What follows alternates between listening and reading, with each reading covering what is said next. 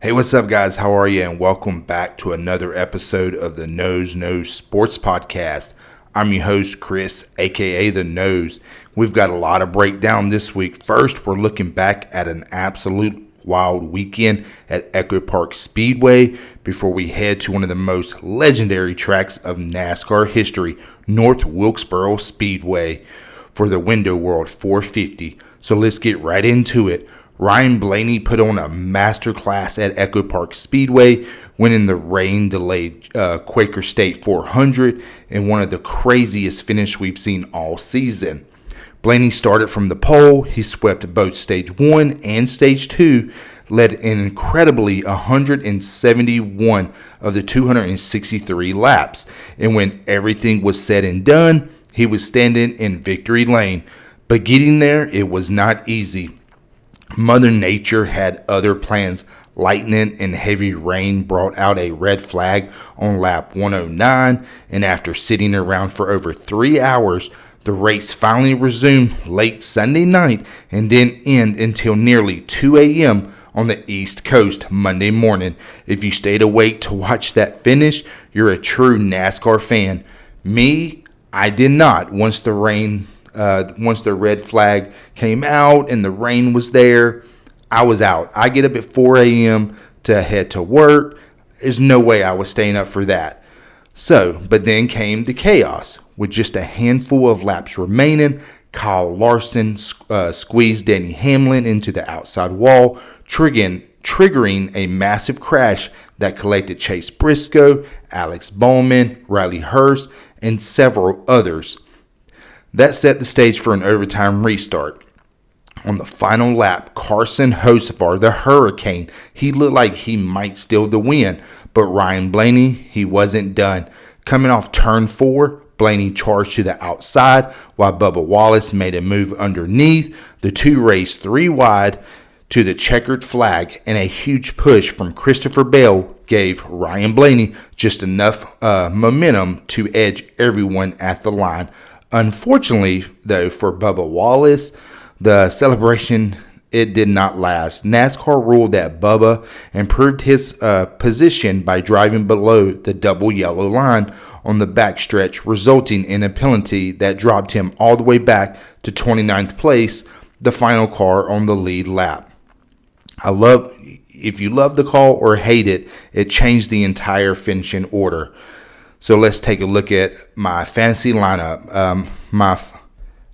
Like I said, I went to bed when the rain started, so of course I did not change my lineup before the start of Stage 3, which I wish I did, because you'll see here in a minute. I had Chase Elliott, who gave me 26 points. Thankfully, I had Ryan Blaney. He had 75 points. Joey Logano, strong showing, 43 points. Daniel Suarez gave me 22 points. This is the one right here, Ricky Stenhouse Jr. He only gave me 14 points. So my garage driver was the Melon Man, Ross Chastain, and he had 26 points. So if I would have stayed up, I would have took Stenhouse out and added Chastain into the lineup. But then let's look over at the matchups. I told you, we did it. We went 4 for 4. We swept it. That gave us an additional 40 points because you get 10 points for each matchup that you get correctly. So for the weekly total, I had a total of 220 points. We'll definitely take that every single week for the 36 for 36. Well, the conspiracy theory that I gave you, it didn't work. I've been on an unbelievable heater with the 36 for 36. But this week last week I picked Austin Hill, and he only managed to give me 6 points. But hey, it was bound to happen eventually. So we'll bounce back this week, I think so. In the best bets recap, we finished 4 for 4. Not a bad week, but we were so close to making it even better. Ross Chastain, I gave you a top 10 bet for him. He came home in 11th place, so just one spot short of cashing that top 10 ticket. Those are always painful, but, still we'll regroup and fire another car this weekend. So we head right up the road from my house, about 45 minutes over at North Wilkesboro Speedway.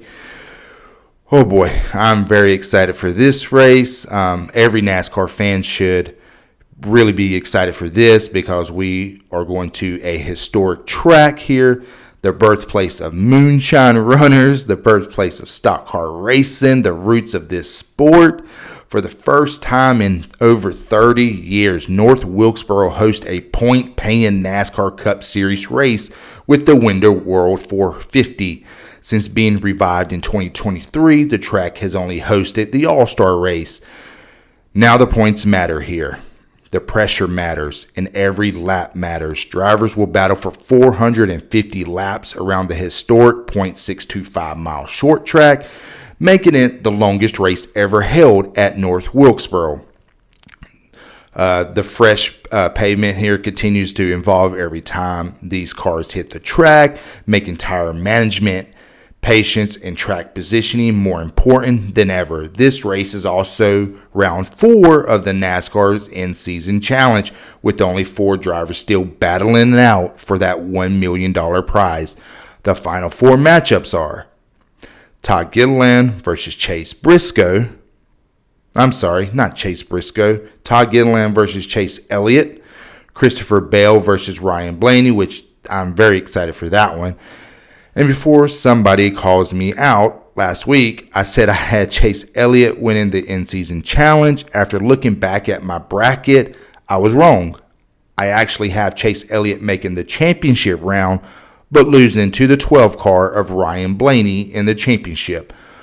So there's my correction before somebody lights me up in the comments. Now let's get to the fun stuff. My lineup for this week, as you can see, I got my Melon Man shirt on. I'm rolling with the 1 car of Ross Chastain. I think we're finally seeing signs of life from Ross Chastain. He's cracked the top 20 in points for the first time in over 2 months. He has 2 top 10s in the last 3 All-Star races that were held here at North Wilkesboro, including a 3rd place finish last year, and 6 top 10s in his last 11 short track starts. The Watermelon Man is trending in the right direction now. This week, I'm also going to roll with the 12 car of Ryan Blaney. How do you not pick Ryan Blaney right now? Fresh off of a dominating Atlanta victory, he's riding an 8-race top 10 streak, tied for the longest in the next-gen era. He's finished 6th or better in 11 of the last 13 short track races and continues to pile up stage points every single weekend. The number 12 car team is locked in this week. My next driver will be the 22 car of Joey Logano. Joey is still searching for that first win of the season, but this feels like one of the best opportunities for him. He's been one of the fastest cars every time NASCAR has returned to North Wilkesboro, finishing in the top 10 in all 3 All-Star appearances while leading 338 of the last 450 laps here. That's dominant. My next driver will be Christopher Bale. Christopher Bale has quietly become one of the hottest drivers in the garage. Back-to-back runner-up finishes, winner of last year's All-Star race, 12 top 10s in his last 17 short track races. A win feels like it's coming soon for this 20 car. My 5th driver will be the 54 car of Ty Gibbs. This guy absolutely loves short tracks. Look at the comp tracks. He got 4th at Phoenix. He got 4th at Martinsville. He won at Bristol, which I was there and I was very happy to see. And if you have not seen the video that I posted on YouTube of him winning that race, I have a short on the channel and his last lap there. So go take a look at that. When the track gets small, Ty Gibbs gets fast.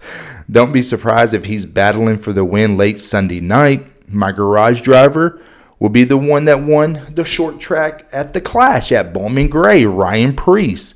This one might surprise some people, but when you look at the numbers, it makes a lot of sense. He won the Clash, like I just said, at Bowman Gray to open the year, and has quietly been one of the most consistent short track drivers this season with strong finishes at Phoenix, Martinsville, and Bristol. Don't sleep on Ryan Preece, and I will be staying up this time to make sure if he's ahead or has more points than any of my other 5 drivers, I'll be pushing him into the into my lineup to finish it out the race.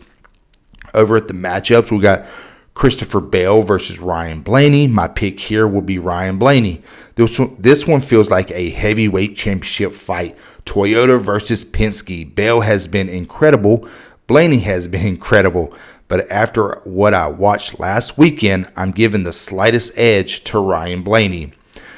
The other matchup will be Todd Gilliland versus Chase Elliott. My pick here, it will be the 9 car of Chase Elliott. Todd has quietly been one of the biggest surprises of the season, but Chase Elliott has always been strong at North Wilkesboro. He has 3 straight top 8 finishes here. I'll take the veteran. The next matchup will be Kyle Larson versus Denny Hamlin. This was tough for me because Denny Hamlin is good on short tracks, but my pick here will be the 5 car of Kyle Larson. Larson has consistently been one of the fastest cars at North Wilkesboro. Hamlin is one of the greatest short track racers we've ever seen, but I think Larson gets the edge this weekend. The next one will be Ty Gibbs versus Bubba Wallace. This is another tough one. You could go with Bubba Wallace. I'm pretty sure he's ticked off about last week. He finished second or third place, but then he got penalized, so it bumped him back to 29th. I think there's going to be a fire under his butt, and I think he's going to be moving. But my pick here would be the 54 car of Ty Gibbs. Bubba has been solid here, but Ty Gibbs has been one of the best short track drivers in all of NASCAR this season. I'm rolling with the number 54 monster car. My 36 for 36 this week will be the 22 car of Joey Logano. Yes, we finally had a miss last week, but we're getting right back on the horse. Everything about this weekend sets up perfectly for Joey Logano. His history at North Wilkesboro is outstanding. Team Penske has been exceptional on short tracks, and I think the number 22 car is finally ready to remind everyone why he's a 3-time champion. For my best bets this week, I'm going to be taking Ryan Blaney. I have a few outrights, and hopefully one of these is going to hit. And just so you know, I don't know if I've ever told anyone, but I give you 8 bets a week for the race. Each bet for me is a quarter of a unit. So altogether, it's like 2 units that I'm betting to win. So I mean, if just a few of these hit, then you cover what you already put in and you could profit it. But anyways, I got 4 outrights this week. I'm going to be taking Ryan Blaney to win at plus 460. The 20 car Christopher Bell to win plus 500. I like Joey Logano, like I said, to win at plus 1,000. And the 54 car Ty Gibbs to win at plus 1,400. I'm only going to take one top 5 here. I'm all on the 22 car Joey Logano for a top 5 at plus 115. For my top 10s, I'm taking Ryan Preece at a top 10 at plus 120. Josh Berry, a top 10 at plus 200. And I like Bubba Wallace, a top 10, minus 125. So every bet that I've given you this week was I think it was a plus money, except the Bubba Wallace top 10. So, we're going to see how this goes this week. Hopefully we'll hit at least 5 of these. We can't hit 5 of them if I have 4 outrights, but hopefully one of them outrights hits. I'm also going to start tracking our betting units. I'm going to go back and see exactly where we stand for the season. And if I can't get everything calculated correctly because I use 4 different sports books, then we're actually just going to officially start keeping track beginning with this race and follow it all the way through the playoffs. I think that will make these betting recaps even more fun. So, we'll see how much units we could be up or down, from now until the end of the season. But if you enjoyed today's episode, don't forget to like, subscribe, and leave a review and share the podcast with your fellow NASCAR fans. Every subscription counts, every download, every comment, every share. It helps this podcast continue to grow, and I truly, truly appreciate every single one of you who tunes in each week. Just so everyone knows, I will be doing NASCAR. I mean, not NASCAR. I do NASCAR. NFL pick'ems when the season comes around, I'll be throwing some college bets in soon. So I don't want everyone to just think that this is a NASCAR podcast. The channel is called the Knows Sports. So we'll be throwing in some more sports here soon. I'm very excited for the NFL season. Next week's I'll be giving you, I think I've done three futures already in NFL. So we'll just take a look at that. So as always, thank you for listening. This has been another episode of the Knows Sports Podcast. God bless. Have a great weekend. Enjoy the Window World 450, and I'll catch you next week.